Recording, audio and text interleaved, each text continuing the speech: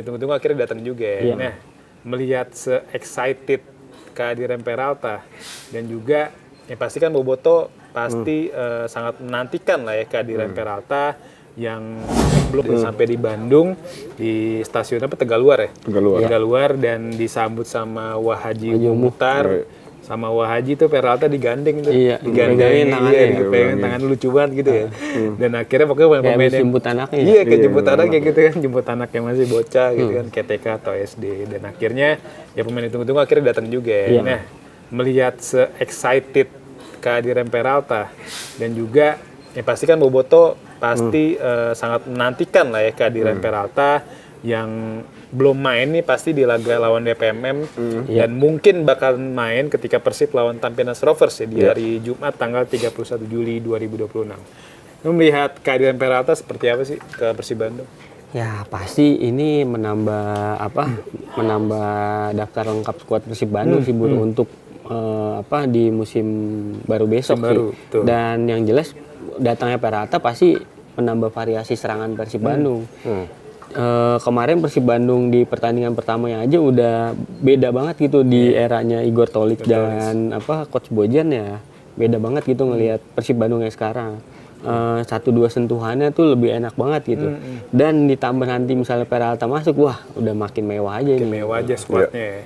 Dan juga ada obrolan juga, gue beberapa hari sempat ngobrol juga sama Boboto, katanya ketika Persib Bandung dipimpin Bojan Hodak, beberapa kali keputusan penting soal pergantian pemain itu ternyata itu keputusan Igor Tolic katanya. Dan kalau memang terbukti benar sih berarti hal-hal yang hal-hal yang ditakuti Boboto seharusnya nggak usah ditakutin ya. Paling PR Igor Tolic gimana dia bisa menguasai ruang ganti ya, termasuk juga menguasai pemain baru sekelas Peralta ini sendiri kan. Gimana soal Peralta? Datangnya Peralta tentu akan menambah opsi buat Igor Tolic di lini depan ya. Tapi kan kita belum tahu juga seperti apa permainannya yang Peralta di Persib ya. Peralta mainnya nggak full banget di Piala Presiden kali ini. Dia mungkin dipersiapkan untuk yang lain gitu. Untuk TC dan juga untuk ACL 2 itu kan playoff. Jadi penasaran melihat bagaimana Peralta masuk ke sistem permainan Persib atau Igor Tolic yang harus membangun sistem sekitar Peralta karena kan Peralta MVP Liga Super League lah musim lalu gitu. Agak disayangkan kalau misalnya pemain bintang sekelas dia itu talentanya terbuang sia-sia melihat persaingan. Apalagi dia mainnya di kiri kan. Sementara di kiri Persib udah banyak banget gitu. Jadi penasaran bagaimana Igor Tolic menempatkan dia, bagaimana Igor Tolic mengkreasi sebuah sistem yang memaksimalkan potensi dia plus pemain-pemain yang ada. Itu aja sih kalau gua. Ya harapannya Igor Tolic bisa memaksimalkan tenaga Peralta yang musim lalu mencetak 20 gol dan 14 assist ya. Jadi Peralta juga nggak cuma bersinar di Super League, harapannya juga gue sebagai sebagai fans netral yang ketika Persib main di Asia, tentu gue dukung Persib kan, karena dia membawa nama baik Indonesia dan harapannya Peralta juga bisa nunjukin kelasnya nih di ACL 2 ataupun di Asian Club Championship. Ini bicara perkembangan transfer Persib, kita tahu Persib kan sudah mendatangkan 7 pemain ya. Berarti 4 asing, 3 lokal lah. Lokal kan ada Sandy Walsh, Ragnar, sama siapa? Pokoknya kalau asingnya tuh ada Basa Sekulic, Gakuto Netsuda ya kan. Juga ada Gabriel Mutombo sama Luka Menalo kan. Sedangkan yang lokalnya itu ada Ragnar, Sandy Walsh sama siapa gue lupa. Iwan Ali Tanamal. Iwan Ali Tanamal. Enggak, kalau Iwan Tanamal dia di musim lalu. Satu lagi gue lupa lah, pokoknya satu lagi pemain Persib Bandung ya, rekrutan baru di musim panas ini. Dan kabarnya juga Persib Bandung belum puas lah sama rekrutan pemain yang ada sekarang. Mereka tuh menurut beberapa rumor di media, Persib Bandung masih mengincar 3 pemain. 3 pemain tuh di posisi kiper, bek tengah, dan juga penyerang.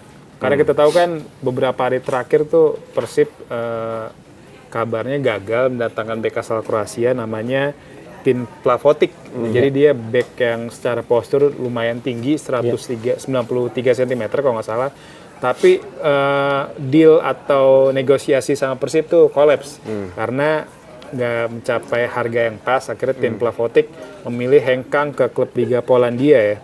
Gue lupa namanya, pokoknya salah satu klub Liga Polandia. Berarti kan melihat kebutuhan Persib saat ini, tim kepelatihan ataupun dari manajemen, saya melihat memang Persib masih butuh perbaikan ternyata di barisan pertahanan sepeninggal Federico Bappa. Lu setuju nggak? Setuju sih Bur. Kalau dan lebih setuju lagi kalau emang dia nyari kiper sih. Lu dengan skuad bagus sekarang ya kalau kiper lu begini nggak menunjang ya sayang aja gitu. Jadi ketika lu gampang kebobolan ya walaupun Teja ya kita akuin harus ya kualitasnya bagus ya. Ya walaupun takutnya nanti ketika Teja lagi nggak lagi perform ya kebobolannya gampang ya.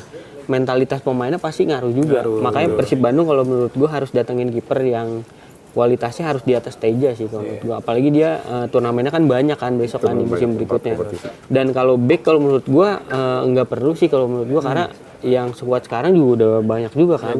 Ada Dion Mark di situ. Itu apa ya anak muda potensinya masih bisa diangkat lagi. Terus ada Mutumbo juga, ada Matrikardi juga kan gitu, ada Kakak, ada Julius Caesar ya. Jadi kalau juga bisa main di tengah, tengah.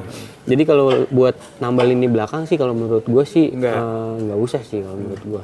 Kalau depan pelapisnya Basa mungkin. Kalau kemarin gue lihat Basa sih striker emang kayaknya menjanjikan sih Bu. Body charge kuat, nahan bola kuat, pegang bola kuat. Tinggal kemarin dia belum golin aja. Belum dapat. Ada peluang cuman dia kemarin nggak bisa golin. Jadi dia agak nyesel kan kemarin. Cuman ya ini ada Basa, ada Ramon Tanke ya kalau emang harus ditambah lini depannya lagi tapi harus lebih bagus dari kedua pemain itu. Dan ya kalau emang nggak bisa ditambahin juga kalau menurut gue dengan materi pemainnya sekarang sih udah cukup sih kalau menurut gue sih. Jadi kalau menurut lu kiper aja sih butuh kiper tambahan ya. Berarti kalau levelnya di atas Teja ya berarti kiper asing dong. Karena kiper lokal yang levelnya di atas Teja kan udah punya klub kan. Nadio udah di Persija. Terus juga mungkin setara kayak Teja, kayak Hernando di Persebaya. Nah mungkin memang yang jadi PR Persib Bandung saat ini memang penjaga gawang. Kita tahu tim-tim papan atas Super League dia punya kiper utama dan pelapis yang sama bagus sih kan. Persija punya Nadio sama Akil Safik. Ada Andri Tani juga tuh kan. Andri Tani. Persebaya ada Hernando sama Reza Arya ya kan. Itu kiper yang levelnya sama lah.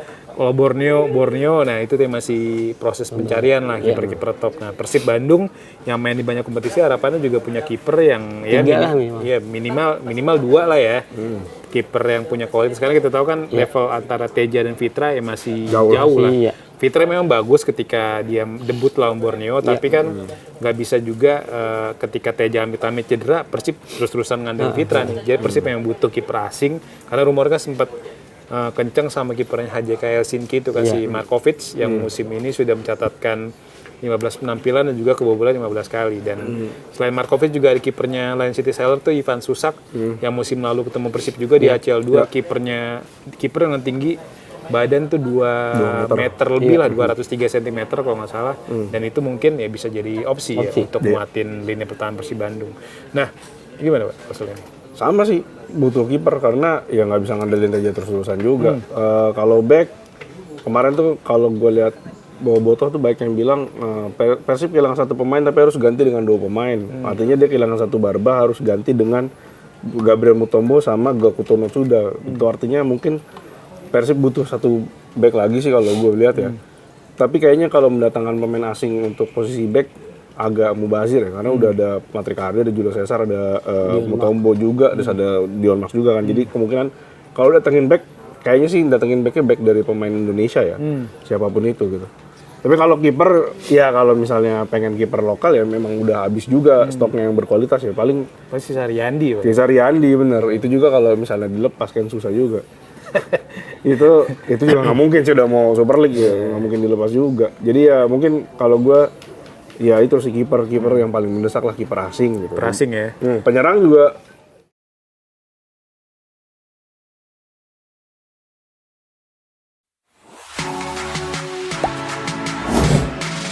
Gak sempet baca? Dengerin aja. Klik icon text to speech di okezone.com.